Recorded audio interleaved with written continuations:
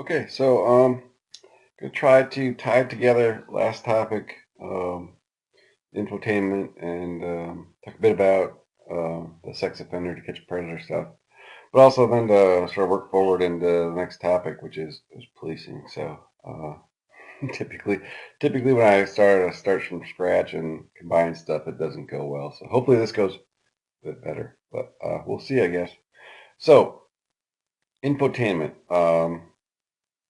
it's more than just information and entertainment, which is technically true. That's what it is. But the key to understanding this is that for most of it, that it feels like news, feels factual, feels like you're seeing a kind of unedited slice of real life, and largely that's the use of raw footage with individuals out in the real world that aren't actors, um, for the most part.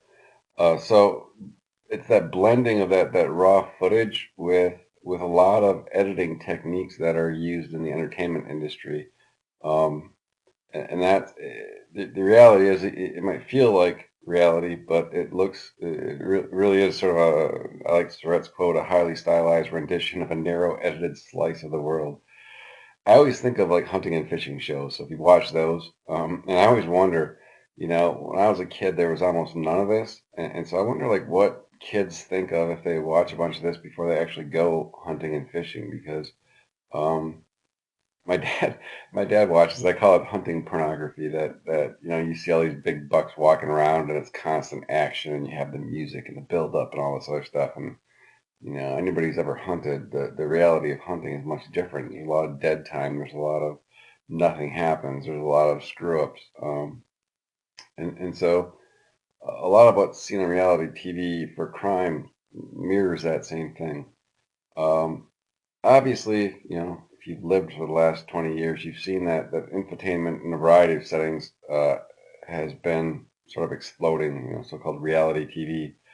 Um, and there's a couple of reasons. One is that television, as it's moved from you know sort of bland broadcast to more channels and more narrowcasting and other stuff, it's become more visual, more intrusive, and the technology has gotten to the point where you have access to all the stuff you didn't have before. So if you think about what's in the world, in terms of crime, you have surveillance footage, you have dash cam footage, you have handheld cameras, cell phones, um, and because of that, there's simply more content. And the matching is that there's more media, right? So instead of having three, four national broadcast channels, there's hundreds of cable channels. There's several 24 hours news channels that have to compete against each other.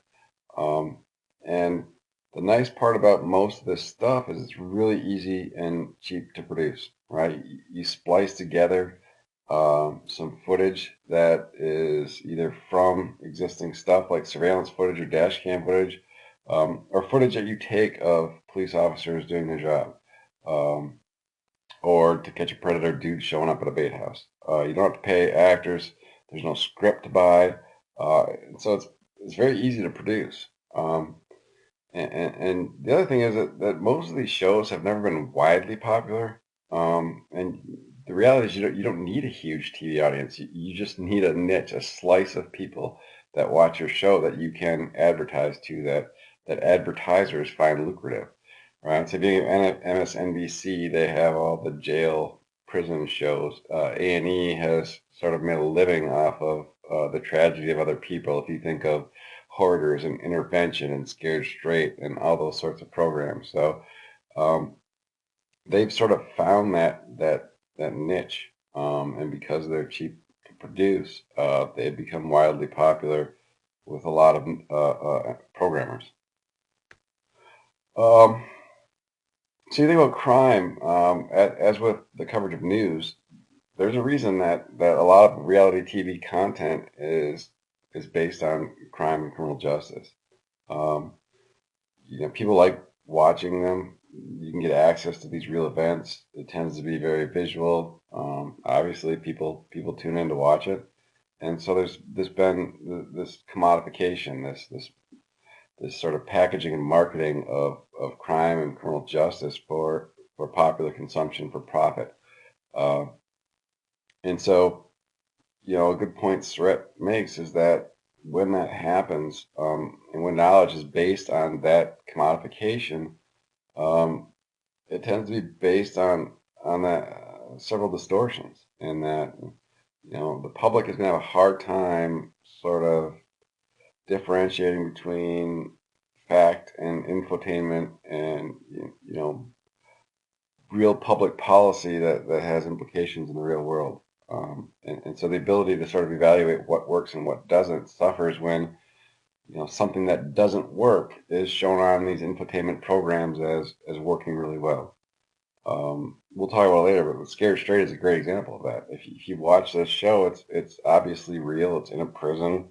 And it's sliced and diced and edited to make it look like it tends to work. And so, if you're the public, why wouldn't you think it works? Um, a lot of entertainment shows do have, similar to entertainment shows, sort of crime control narrative that if you think about how they're filmed, right? If you're going to go to prison and film, the prison's going to get the final say about what makes the cut and what doesn't. Any live police show, that the police department gets the final say in terms of sort of what content gets in and what doesn't. And in that sense, in part because they depend on those agencies, that they're going to make these agencies look pretty good, and that, in most police shows, crimes get solved. Police settle disputes. Police are the good guys. In something like Scared Straight, the vast majority of kids are scared straight, and the inmates are made to look like sympathetic people that are trying to do the right thing. Sometimes. So um, there are a wide variety of infotainment programs related to crime. So there's these kind of reconstructions of crime, and I used to sign an article. I'm trying to cut back a little on your content. I did hear your complaints regarding too much content when I asked for anonymous feedback. But one of the ones I used to do it was a content analysis of an American's Most Wanted sort of program, and they looked at what sorts of crimes make it. And as with news reporting, they go find the kinds of crimes that are the most sexy. So it's almost always homicide, and it's almost always homicide with a horribly tragic victim, innocent victim, and some sort of salacious content to the crime, or some reason that sort of makes it so people want to tune in. You have the sort of news magazines. So Dateline is still going strong. I wonder if they replaced Lester Holt, though. When Brian Williams got kicked out, Lester became the main news guy. But for a while, he was that dude that it's usually, I think it's Friday nights, where they reconstruct again. Tends to be a homicide. It tends to be one with twists and turns. And they'll use like recreations with actors, and they'll mix that with the sort of live court proceedings and other stuff. So that's one sort. The Dateline one has the guy with the crazy voice, like, and that's what you thought it would be. If you've ever seen it, it's a poor imitation. Anyhow, there's been a variety of policing shows, American Detectives, Cops, First 48. I've seen a few episodes. I don't have cable, but every once in a while, when I stay somewhere that does, I watch that. There's been a series of reality correction shows. Scared Straight's had a variety of iterations. Lock Up, American Jails. There's a bunch of them now. You have reality shows about crime. So intervention profiles people that have drug addictions, and they film them while they go to buy their drugs and other stuff. The reality courtroom. So Judge Wapner, when I was a kid, Judge Judy. I don't know. There's probably a dozen judges out there now. And a variety of infotainment shows that tend to cover crime. So from the left and right, you have people making jokes about or drawing inferences about. So they're mixing together crime with more of an entertainment perspective. So there's a lot of content out there that fits infotainment. So I know it was this last topic, but I did want to sort of touch on a few things. I'll be interested to read. I haven't gotten to it yet. What your take on these articles was? Um, you know, To Catch a Predator was sort of pushing the envelope from this stuff right here. So, most of these news magazines profiled the sexier crimes. What they did here was essentially, create crime to capture it. Uh, it started out with a private group called Perverted Justice that would sort of troll people that they caught on the internet, making solicitations to minors. So they would pose as a minor. They would wait for people to hit on them, adults, and they would go after these people. They'd, email their wives. They'd email the work that the people lived at, so on and so forth. And NBC ends up joining that group and creating that bait house and drawing people in, and it turned out to be a widely popular program. So it started out as just like a one special, and then because it was popular, there's another special. The police joined the process. So the video I posted was actually the third, and it's the third in the installment, and it's the first time that police are involved. And he says in the introduction that so many of you complain that people just got to walk out of the house and nothing happened. And so we added essentially we just added the police as an extra component to our show. Um, and that, and some other things that happened in that original To Catch a Predator. One of the issues it raises is whether it's ethical to sort of have this cooperation between police and infotainment industry. Um, One of the examples I'm always reminded of is there's this elderly guy out in Colorado, I think Colorado, Idaho maybe. He was elk hunting and shot this great big elk and was taking pictures of it before he tagged it. And the warden showed up and fined him and confiscated everything because technically you're supposed to tag it immediately. Well, it turns out that they were filming a cop-like thing with wardens, and so the issue became, did this dude who, yeah, technically he should have tagged it right away, but he was going to tag it. They were just taking pictures first. Did that happen only because there's a camera guy along, and the warden is trying to get some action for this guy? Um, if you read the article on the Comb article on To Catch a Predator, they get in trouble because they end up with this guy. I think he worked for the DA's office, that had gotten wrapped up in these chats, but that wouldn't go to the bait house, like just wouldn't get sucked in. And so the producers talked the police into going to this guy's house, and the guy ends up shooting himself, committing suicide because of what happened. And that was sort of the where they pulled the plug and To Catch a Predator, that they got sued and a bunch of other stuff happened. Um, if you think about everything we've talked about so far, To Catch a Predator is sort of genius in its ability to combine everything that sucks in readers and that sort of distorts crime and criminal justice. It is perfect in the sense that you have literally the nastiest, scuzziest offenders you can find, the people that the public has the lowest opinion about. Even in prison, these guys are the lowest of the low. Um, so you have these scuzzy sex offenders. They're strangers. It's violent crime if the bait person was actually a real person. You have this innocent victim. They pose as this young white girl or young white boy, typically. Um, and so it sort of captures the essence of the sorts of crime the media goes after. The issue, and part of the issue here is that, as with the distortion of crime in the news and other things, recognize this is sort of a distortion of how things work in reality. So if you think about, yeah, I'm sure kids who go online in chat rooms and other stuff end up getting hit on by pedophiles. But what happens?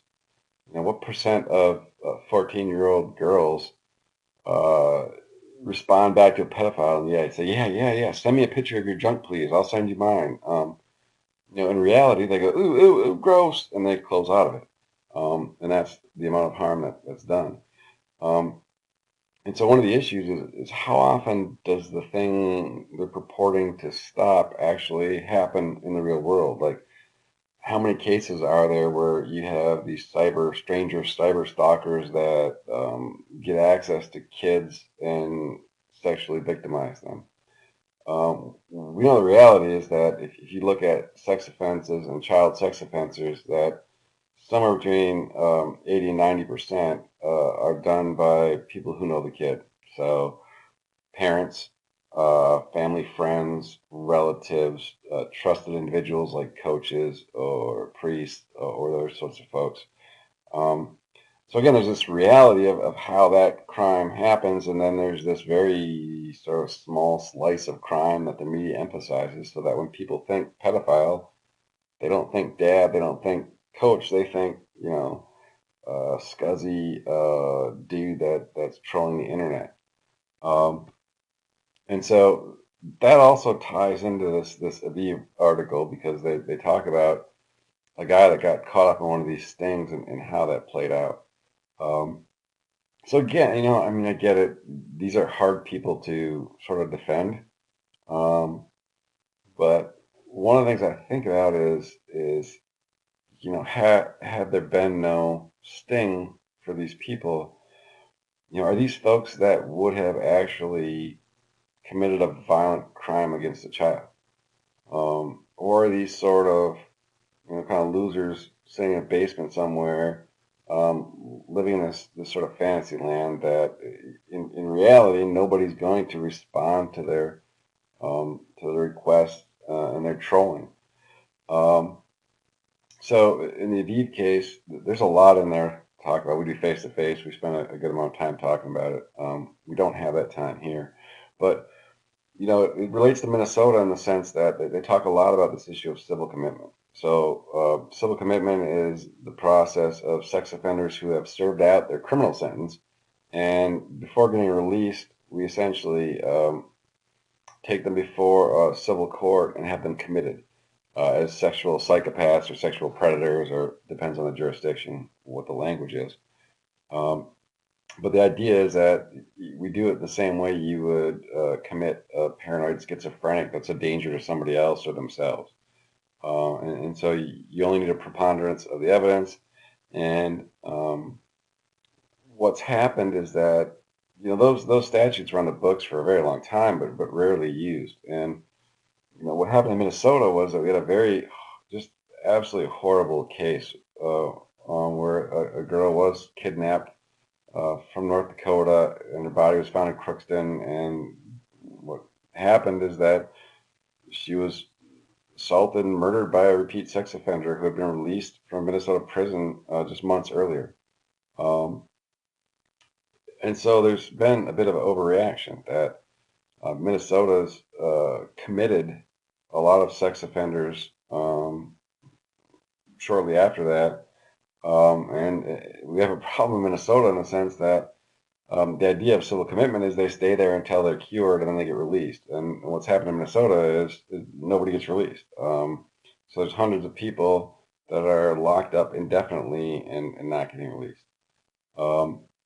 So that's been in and out of the courts. I can't remember where it stands right now. There's a judge that had ordered the legislature to basically do something, or he might have to release people.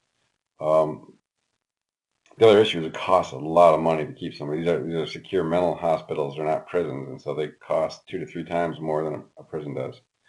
Um, Again, this part is this virtual sex offending, and I don't know. Again, they're hard people to be empathetic towards. But I have reservations about locking people up who haven't actually victimized somebody. They get caught up in stings. Um, Somebody's going to spend years and years in prison and perhaps get civilly committed indefinitely that hasn't actually victimized anybody. Um, and so um, you wonder, had police not set up stings, would any harm have been done? The other big issue in there is this issue of sex offender treatment and kind of forcing sex offenders to admit, and then the only way you can progress through sex offender treatment is if you admit all this stuff, and if you admit all this stuff, then we're gonna have you committed for the rest of your life. And so those admissions and that process, it almost reminds me a bit of the Reed police stuff we're going to talk about at the end of this slide. But that's another sort of issue wrapped up in there that I thought was pretty fascinating. And it's based on, I mean, it's like other stuff. There's good intentions in the sense that sex offenders and pedophiles tend to have a lot of guilt and shame, and they essentially one of the ways to get rid of that guilt and shame is to deny that you've done what you've done, and to sort of rationalize and excuse and minimize. And so the point of getting them to admit all this stuff is to sort of remove all that, and sort of force them to see the guilt and shame so that they'll change their behavior. But in the article, it really looks like it sort of went too far, in that you have sex offenders essentially making up victims so that they can progress through treatment. So a lot of stuff going on there. I'm curious to see what folks thought of. I guess I'll find out tonight when I go through the forums and look at some of the papers. So the Siegel, that's the article. We'll start linking this to police. And again, with the police sorts of shows, there's always this sort of claim to authenticity and reality that she talks about. The voiceover at the beginning is, what you are about to see is real. There are no recreations. And in a sense, it's true, right? They're using real live footage of what's going on. But much like a fishing show, right? They take thousands of hours of footage and boil it down to a little sizzler reel. And so she talks about her job as a logger to create these little highlight reels, and from all these thousands of hours, sort of piece together some story and pitch it, much like you would on TMZ. And she points out that there's sort of real stories of human suffering that would make a lot of the people, the offenders, look more empathetic, look more, sort of blur the lines between good guy, bad guy. But what do you pick out? That's not what's picked out. You pick out the running, the chases, the stabbing, the shooting, and those sorts of things. And she also points out, and this is true of almost all police sort of reality shows, is that they add sound effects. They add stock footage of drug seized or weapon seized or other stuff to sort of sexy up the show and make it seem more interesting. And that you sort of edit and cut the flow, the timing, so that it follows the same plot as you see in entertainment. There's a crime committed, there's an arrest, there's a prosecution, and so on and so forth. I think one of the big points that she makes is that the police always have final say in the editing. And she talks about all these examples in the raw footage that are never going to make it into so-called reality TV. Let's see, that footage should be used. Change it right now before I forget. She talks about a cop beating up a guy, and the editor basically saying, "Wow, God, that's too bad. That'd be great footage, but we can never use it because we can't show the police actually doing that." You don't see the racist comments. You don't see the sexist comments that police officers make. All that gets edited out, so the police always look good. They always are saying the right things. They always show up to the right address. They always arrest the right people. And so it's a very sort of narrow look at policing, and it's edited to tell a very specific story. Obviously, the biggest policing reality show is Cops, and Surratt talks a lot about that in his book. The idea is just sort of just voyeuristic. There's not a lot of redeeming value to Cops. It's not, you're not learning stuff. It's a lot like Scared Straight, that people tune in to see the dude with his t-shirt ripped off running from police and getting tackled. They tune in to see the dude that gets pulled over, that's shit-faced drunk, that's lying in ridiculous ways. And that the police are sort of asking him question after question to show how much he's lying and to show how stupid his story is. Um, Again, the issue is people tend to see that as sort of more newsy than entertainment. And so people have done, research on cops versus reality. Um, and there's much more violence in cops than in the reality of people that police deal with. There's disproportionately black suspects. Um, and part of that goes to the sorts of crimes that they follow around people for. Part of it goes to how they're cut and edited. Um, in cops, somebody actually calculated this I found great. The cops, when you look at sort of who the police deal with and the percent of crimes they cleared, they have essentially a 75% clearance rate, which, by the way, is better than our clearance rate for homicide in the real world. The reality is that if you look at all crimes, the clearance rate is about 15 to 20%. Almost all the time in cops is spent crime fighting. Um, in reality, a good chunk of what police do or what they refer to as bullshit work as social work, that they settle disputes. Um, they respond to traffic incidents, to emergency calls, to all sorts of things that have nothing really to do with with crime, with serious crime, right? Getting the cat out of a tree, um, somebody locked their keys in their car, all sorts of stuff that's a lot more mundane and boring than what's shown on TV. Um, and this is the same point that Siegel makes, that in cops, police always get it right. They don't show up at the wrong apartment. They don't arrest the wrong suspect. They don't make stupid comments.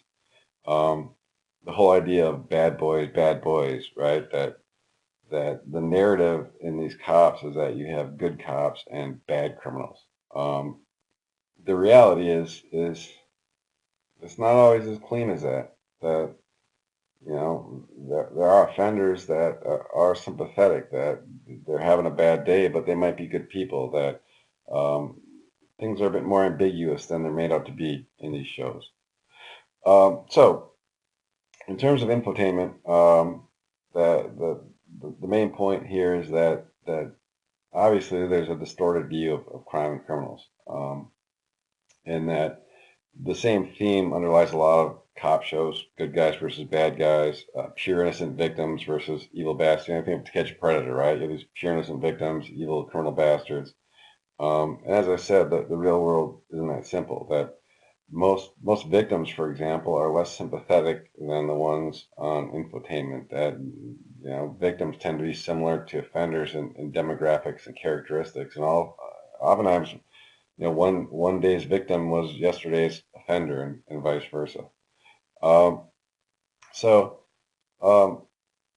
the issue, and this is why the pointy-headed people get so concerned, is that at least if it's a movie or a police drama that gets aired once a week, that people at least should know it's fake. They know that the the CSI stuff. At least I hope people know that these folks that go into the lab and they do DNA and then they grab their badge and gun and go shoot at people and then they that doesn't exist in the real world.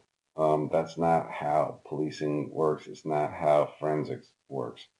Um, and most people sort of intuitively get that.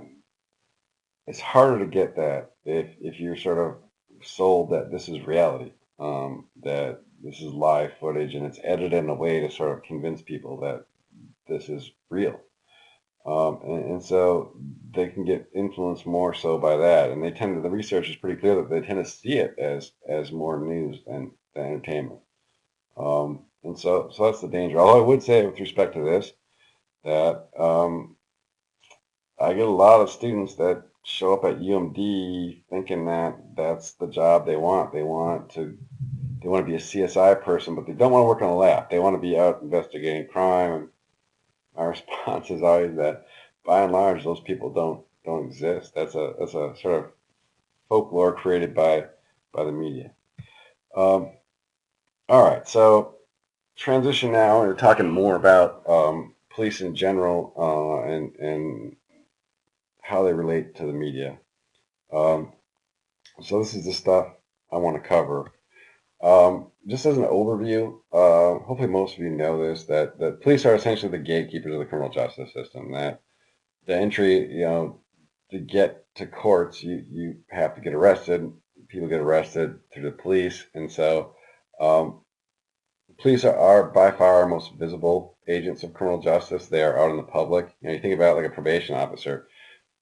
With respect to their job, the only people that see a probation officer are clients or some people in the system that work with probation officers. That they don't go out and bop around the public and talk to people generally.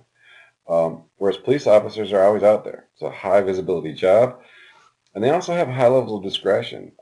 So they can decide in a lot of cases whether to arrest people or not, whether to flip their lights on and pull somebody over or not.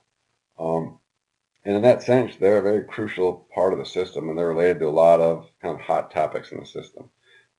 Their discretion, well, it's changing a bit, but their discretion largely happens kind of off the record, right? If a police officer decides not to pull somebody over, nobody has a record of that. Nobody even knows it happened. Whereas if a prosecutor declines to prosecute a case, there's a paper trail, and people know that somebody got arrested, but they didn't get prosecuted because the prosecutor didn't want to do that.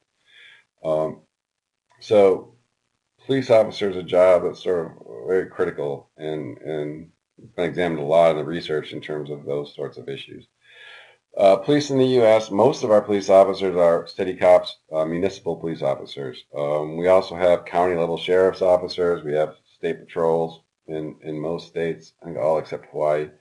Um, and we have various federal agencies. We don't have a sort of national police force because we never wanted one. You know, states mistrusted the federal government, and so we have FBI, we have marshals, we have other law enforcement people, but their roles are pretty prescribed and their jurisdictions are pretty limited.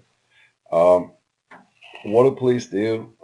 Obviously, they patrol, and the idea of patrol is that it's supposed to deter crime and get cops on the street. They are there to investigate crimes, and they do. They do sort of the job that nobody else is there to do, right? So if something happens and you think it's an emergency, that people call the police, regardless of whether it's a crime or some other emergency, and the police show up to help. So they're out there doing a lot of stuff that doesn't have to do with serious crime, and research varies, but it's like 50 to 75% of their job is this sort of stuff. Uh, so a very, very brief history of law enforcement in the U.S. that there's just, you can kind of track how people feel about the police based on how they jibe with the media over time. And so our very first uniformed police offices, police departments, our full-time uniformed police departments start in the late 1800s in Boston and New York City and some other bigger cities. And our first wave of paid full-time police officers are corrupt, brutal, tied into politics, and very much disliked by the public. They are used as muscle for people who own factories and mines to beat down folks trying to unionize. They are used by politicians. So until the 1900s, there was no civil service so that if a mayor or a governor or whoever's in charge of that police force loses an election, the new guy coming in can appoint whoever he wants to be police officers. And so police departments will get swept in and out based on political whims. And so they were more beholden to politicians. So you can look at media. You can Google Keystone Cops, and you'll see there's this sort of lampoonish humor using police officers, where the police officers are idiots and they're stumbling all over each other and they're shooting their hats off with their guns, and the whole idea of Keystone Cops um, gives you a sense of what the public thought of the job. It was a low-paid job, required almost no education. Nobody really aspired to be a police officer. That changes in the 1900s. Education increases, training increases. Technology almost from the start has been used to rein in the police. One of the first inventions was these toll boxes that you call in from various parts of streets and highways. And so it was a way to keep track of police officers. They would have to walk a beat and call in from these boxes. And so at least you could make sure they're out patrolling. Um, Civil service was a big deal. So it disconnected police officers from politicians so that they were insulated from changes in election. They were insulated from political demands. And so we tend to start seeing police officers as more professional, as a sort of decent job to have, as a job worthy of respect. And you see it morphing in the media. You have these police procedurals like Dragnet that pop up on the radio first and then TV. All these stuff that focuses on G-men or government men, detective shows, and so on and so forth. And so police are portrayed as these sort of professional crime fighters. Um, we had a big shakeup in the 60s, and we'll talk more about that in the next topic because it relates to Dirty Harry. But um, the 60s and the tumult that surrounded the 60s, you had police viewed as either incompetent because they couldn't stop crime, they couldn't stop protest, or you had them viewed as sort of the bad guys for clubbing civil rights protesters and shooting people and doing other stuff. Um, and so the sort of gritty cop movies that come out of the 60s and 70s capture that sort of shakeup that happened during that period. Serpico is great. If you haven't seen it, it's sort of a classic. Frank Serpico is a real guy. It's based on a real story. He's in a police department that was exceptionally corrupt, and that he tried to do the right thing, and all the cops working with him turned on him, and so it's a good movie if you haven't seen it. A classic you should watch. Um, 80s through 2010. It's a pretty conservative crime control era. Police tend to get painted as the sort of thin blue line protecting us from the bad guys. And so you have in the media, cops. You have all sorts of these gritty police shows. It started with Hill Street Blues, but there's been a bunch of them since. Also, it's worth pointing out that there was a lot of real innovation with police departments. If you take a policing class, I talk a bit about this in Intro to Crim, but we've really changed how we use police from purely reactive to now preventative in a lot of ways. So problem-oriented policing, community-oriented policing, and these sorts of innovations have really changed how we use police. And so there's been some real cool stuff that's actually shown reductions in crime by deploying police differently than we had, but that's way off topic. Obviously, currently, since 2010, one of the big things that's popped up over and over again is police use of force and technology that's captured force incidents and those sorts of things. And so there is sort of a parallel to a little bit of turmoil that happened in the 60s. We'll get to that in a bit. So in terms of how the media portray police officers, the police are the component of the criminal justice system that gets the most play in media, including entertainment media. And so the vast majority of criminal justice shows over the century have been police shows. And so obviously the media has developed all sorts of themes, related to, good cops or bad cops. So I think of good cops, there's hero cops, there's buddy cop movies like Lethal Weapon, there's all sorts of specific themes. The bad cop, you have police being lampooned as incompetent. Surratt points out a lot of times in modern movies, the patrol officers are the sort of nincompoops that need to get bailed out by the FBI or some private investigator. Included in the bad cop, you'd have corrupt cops, you'd have those sorts of issues that pop up, rogue cops. So there are a bunch of themes if you look at Surratt that get exploited over and over and over by the entertainment media.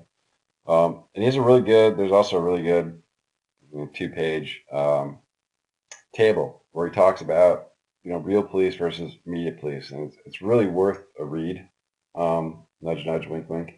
Uh, the ones I sort of pick out as sort of most important are the closure, the crime, and the sort of backstage stuff. I'm trying to find my notes. Closure is this idea that police always see the case all the way through. So in movies and entertainment, they arrest the bad guy, they show up, and it all happens in the same episode. They take him to court and they watch him get locked up in prison. You think about the reality of the job, right? Most police officers are only involved at the beginning, right? They make the arrest, they book the person in jail. They may have to submit something for testimony. They may show up for the court case months later, but they don't sort of see that case all the way through like they do in the entertainment stuff. Um, with respect to crime, they're portrayed in most entertainment shows as fighting crime, as dealing with violent crime, as I've already said, kind of over and over again, that a good chunk of their job has nothing to do with serious crime. A lot of it has to do with maintaining order, showing up and telling college students to turn the damn music down because their neighbors keep calling the police. Very simple stuff like that. With respect to backstage, that goes back to a point I made earlier that the sort of non-sanitized version of what happens in police departments is often crass, stupid, often dark humor, which is no different than anybody else doing a job like that. That police make really poor taste jokes about things that happen. They make racist comments or sexist comments. Um, and so, obviously, media police are a lot different than the job of the real police. One of the other ones that strikes me is that, most police shows the job of being a cop is sort of consumes that whole person's life. That's what they're all about, is doing the job. The reality is most cops are just people that are cops for 8 hours that then they're dads and coaches and they do other stuff and they don't spend their whole life thinking about particular cases and I'm sitting in my dark room having a scotch thinking about this case and flipping through crime scene file.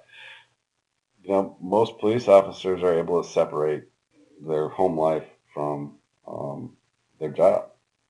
So there are obviously a bunch of differences between how police are shown and the reality of the job. All right, so I did want to talk lastly about a couple specific issues. And one is this article I assigned based on this read technique.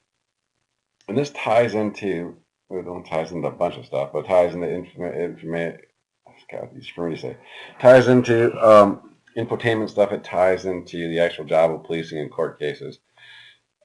This idea that the core of this read technique is that you basically decide based on somebody's body language and how they react to you whether you think they did it. And if you think they did it, then you just full court press until you get them to admit that they committed this crime.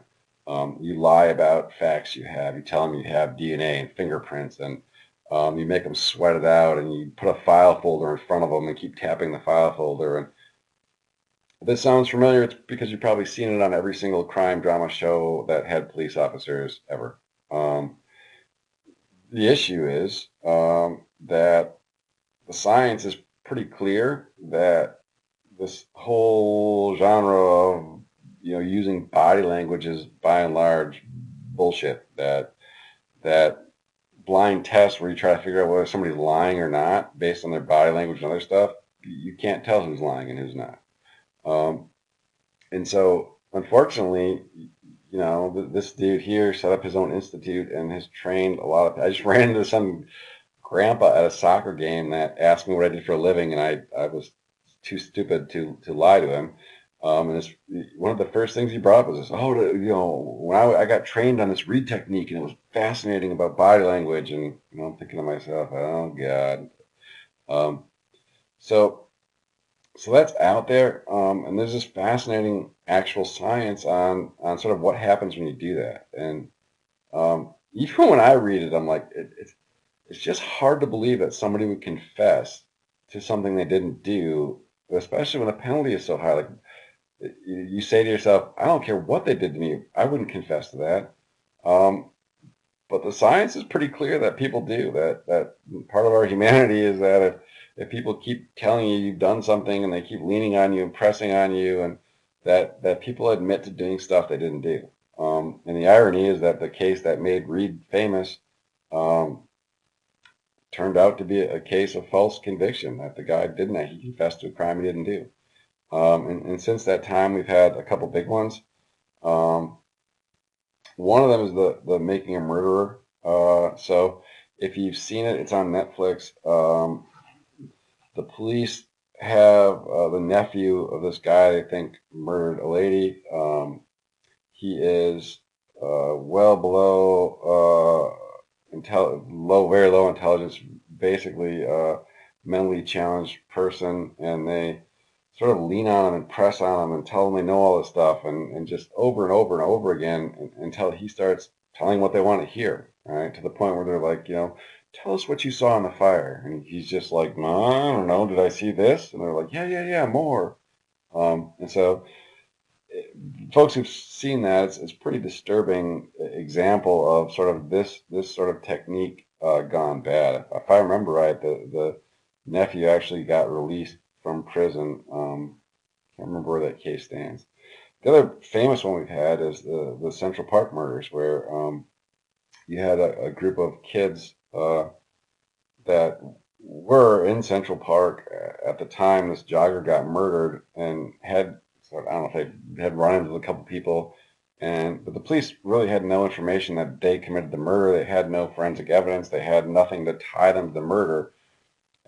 And these are juveniles that they just leaned on and leaned on until they confessed to the crime, and then they turned one against the other.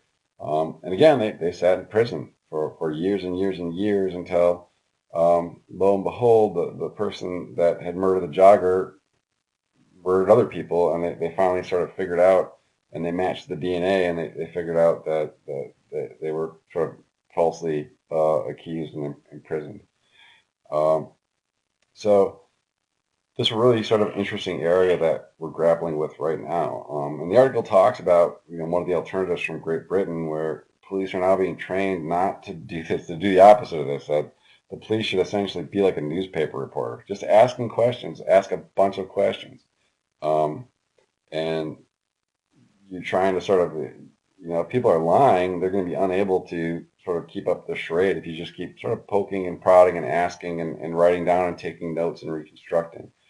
Uh, and so it's much less likely to lead to untruthful confession. The fascinating stuff here in the science is the students that they do these psych experiments where they can get students very easily to confess to doing stuff they didn't do, even if the ramifications get higher. Um, Obviously, the elephant in the room is police use of force. That's what's generating the most media attention right now. It's generating the most public debate. Um, so if you look at force, there's a number of big questions. The first one is, obviously most police use of force is not lethal use of force. It's them laying their hands on somebody, restraining somebody, forcefully handcuffing somebody, um, getting in a scuffle with somebody. And so the issue is, were they in a situation where force was appropriate? And if so, did they use the correct amount of force, or was the force excessive? Um, Generally, the courts, including the Supreme Court, have been pretty deferential to police. Um, and the issue is, it's sort of easy to look back and go, well, yeah, you shouldn't have done that, but you weren't in that moment, all jacked up on adrenaline with a bunch of sort of unknown factors in that particular spot. And so because of that, the courts have generally deferred. The other issue is, until relatively recently, it's been a he said, she said story where police officers, they write a report saying suspect attacked me and I had to defend myself. Well, all you have is the police officer's word and somebody the police officer arrested. Um, so the until recently part is, obviously now there's been this explosion of technology that has captured a variety of cases where what police put in the report appears to be pretty different from what actually happened. And nowhere is this more evident than the deadly force cases. So, when can police use deadly force? When can they shoot somebody? Um, the sort of last big case the Supreme Court had was in the 80s. And they made clear there that police officers could not shoot what was called a fleeing felon. So the issue is if you go to arrest somebody for a felony offense and they just take off running, can you shoot them in the back? Can you shoot them just for fleeing? And the court said no, that to shoot somebody, to kill somebody, to use deadly force, the person either had to be threatening the officer's life or threatening the public. So if the person was fleeing with a weapon and the police officer had a reasonable reason to believe that person would shoot other people that could cause harm to the public, then they have a right to use deadly force. So police use of deadly force has been widely sort of misconstrued in entertainment media. Police are a lot more force using and shooting crazy than they are in reality. I don't know if this is going to work. One of my favorite cases is from a movie that I'm forced to watch every Christmas Eve. So you haven't seen it. It's Mary! 1946.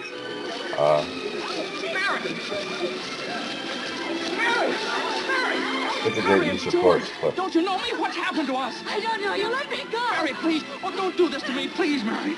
Help me. Where's our kids? I need you, Mary. Help me.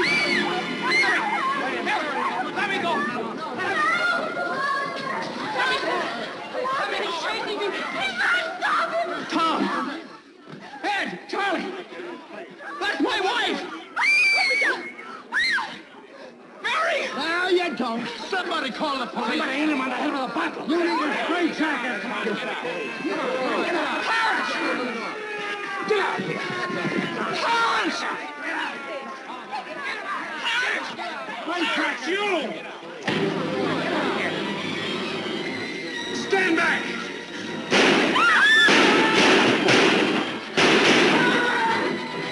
My favorite part about that is he's slugging away with a pistol while people are running around the street. So you see a lot of similar stuff like that where police are pretty quick to use their weapons. Find my reel. But we've also seen, obviously with all the technology advances with dash cams, with cell phone technologies, we've seen this footage, live footage of police officers making either illegal or ethically questionable shootings. This is probably amongst the more egregious ones. Oh, tell me that's not going to work.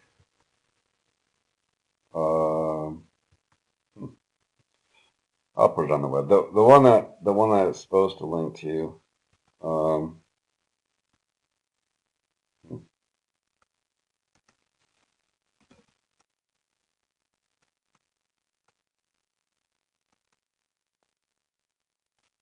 So, this is the one where a guy was charged with murder. What happened to this case? I should probably say. So, yeah, be forewarned if you have not seen this. It is exceptionally graphic. So the context is that the guy got pulled over for, I can't remember what, something. It was a broken taillight, failure to signal, something benign like that. And he gets into confrontation with police officers. He takes off running, and the guy shoots him.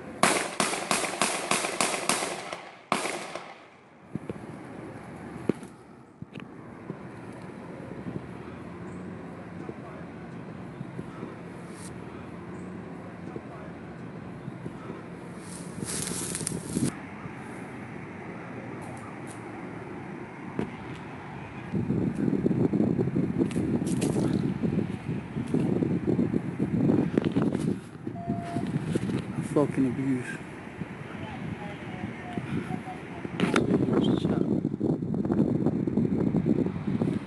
So the upshot was he shot a guy who ran away from him. brought the stun gun over and dropped it next to the body after he was shot, so that in the police report he could say that guy had my stun gun, I was afraid for my life, and I had to shoot him. So I think most reasonable people that watch that would look at that and say, that's wrong, that's homicide of some sort. But there are even, so sort of what I would call, legal, but questionably ethical. This is one we watched. Oh no. Let me pause it. All right, so in this footage, you Hey, get a can I 911 call, get give somebody to come context. over to my house? My ex-husband's in the garage. He will not leave. He's drunk, and it's going to get ugly real quick.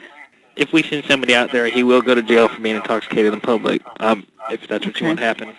Yes, that is. He doesn't live there, does he? No, he doesn't live here. Okay, has he stayed there In at all? fact, he is he's a registered sex offender. He lives in Park Hill. He's my ex-husband.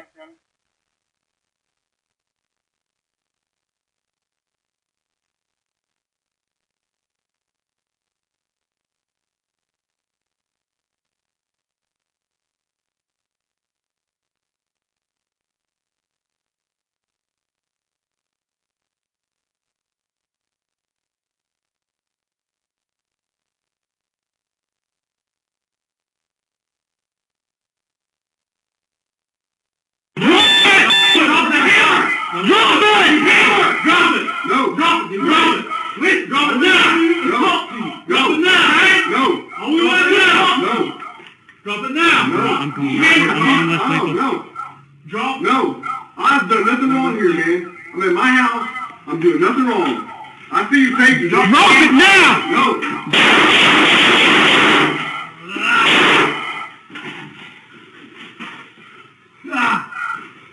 Drop the hammer! Drop it! You know him! So, we watched this in the face-to-face class, and I had two British students, a Swedish student, and a Chinese student, and they were all looking at each other like, "What the hell? They didn't just shoot him, did they? What the hell just happened?"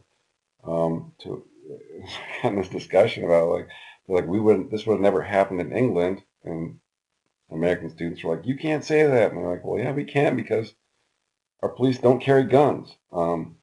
And municipal police in England don't carry guns, and so it got into this big sort of heated argument that was fun for me to watch. But again, it's a tough video to watch in the sense that, yeah, technically he's armed and he could do damage with a hammer, but there's sort of two police officers and they have him cornered, and did they really need to shoot him and kill him? And so that's sort of where we are in terms of police use and force generally. Obviously, race has also become an issue, which we'll talk about in a bit. But one of the problems is we don't have good data on police shootings. And there's a funny Jon Stewart clip on that. I'll link it instead of trying to put it up here so Viacom doesn't block me again. But we really don't. We have all these clips now of police shooting citizens, and we don't really have the context, the research context to sort of think about them. It's very different from killings of police. So for killings of police, we have data sliced and diced in every which way possible and carefully recorded. Police killings of civilians, because it's classified as justifiable, they're not considered a crime. It's not considered criminal homicide, and so it's not sliced and diced and coded the same way. We really do need better data, and I think we're moving in that direction. Independently, the media is starting to move in that direction. The media is sort of using news coverage of police shooting to collect information and document shootings of civilians and see how many happened. But I mean, from a science standpoint, we want to know, what was the provoking incident that led to a shooting? Did the person brandish a weapon? How many police were present? Does training matter? And so we're not going to get to those sorts of questions from a science standpoint until we have better data. This is a little bit of an older study using the crappy data we have. So this is police officers killed per 100,000, and you see that the trend is clearly down from pretty high in the 70s down to a point here where, as I noted at the start of class, that talk about police officers who are largely male have a lower chance of getting killed than just regular citizens who are of a similar age. This is the data that is on police killing of other people, that at the very least it hasn't dropped in the same way police shootings have. But again, this is the crappy data. Here's the sort of time trend of people shooting or killing police. And you see the trend is very clearly down from the 70s. So the job of being a police officer is much more dangerous in the 70s than it is today. Despite that fact, a lot of the news media coverage in the past couple of years has been focused, well, on one of two things: police shooting black people, or suspects ambushing and killing police officers. And so you have all these headlines, right? You think about in the context of this big decline in shooting of police officers, you have, and these are technically true, right? That there was a spike in the sense that 2016 is not on here, but that's a spike, right? That's a spike. That could be considered a spike. And so from one year to the next, there might be a spike, frankly, because the numbers are so small. You're talking about 60 police officers out of hundreds of thousands of police officers on the job. I wonder if this is going to work. Why the dramatic headline? If you click on the link to the headline, the first thing that pops up is ABC, and the first thing that pops up on ABC is going to be a... Cameron, what's with the Wi-Fi? I'm on it. Yeah. Cameron! Right? If we move everything outside, inside, then everybody's in We'll Wi-Fi. click on the link so that the people that click on the link see the ad that is paying for ABC. Is there truth in it? Sure. They're talking about an increase in these, and there was we had like a spate of them in 2016. So 167% increase. You're talking about a few cases one year and a few more cases the next year. The ambush entrapment is such a small part of how police get killed. They get killed how you think they would, right? That they're trying to arrest somebody, that they're trying to pursue somebody in a traffic stop. They respond to a disturbance call. It's another kind of example of the media choosing to focus on, the news media choosing to sort of tell a story with data in a kind of misleading way. Obviously the big thing now is sort of how we think about all the new technology and police use of force, and that getting captured, and how to make sense of it all.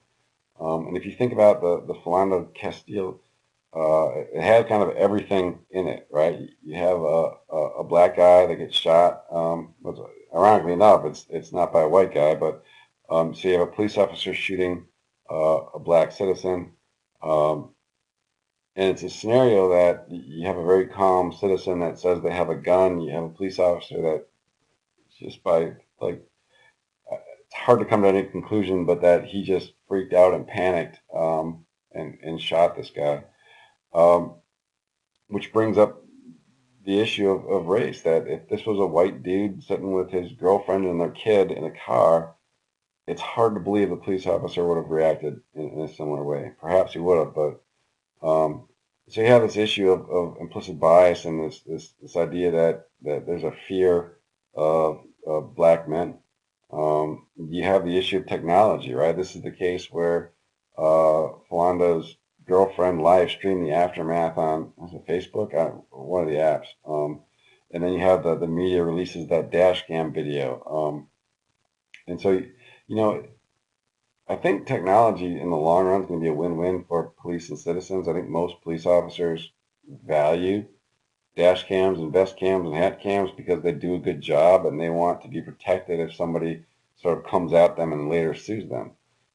If you're good and you're professional, you want that data there to back you up.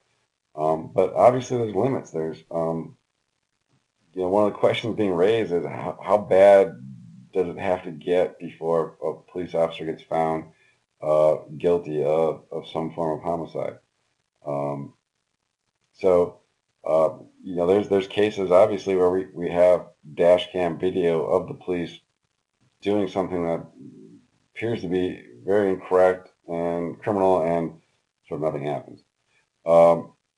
So from that, we've had this sort of Black Lives Matter movement, and then you have a very sort of forceful counter response. Like all over where I drive in Wisconsin, I see the Blue Lives Matter flags and Blue Lives Matter stickers and so on and so forth, and this support the police response. And again, the sort of larger focus of this class has been how things get constructed, right? And so what you're seeing is sort of very different social construction of people who are experiencing the same reality but perceiving it very different ways. I've tried to point out in our blogs and stuff, one of the issues here is that black citizens have been saying for years that police officers lash out at them and hit them and shoot them, and that this exists, but the technology was not there, and people just said, oh, yeah, it's a bunch of thugs that are attacking the police officers and suing them and blaming on them. And so to that population, they're saying, see, we told you it's here. Whereas the other side is one that tends to sort of support police through thick and thin and see them very differently, and so focus on very different things. All right, so that went longer than intended, but covered a lot of stuff. Hopefully it was somewhat coherent.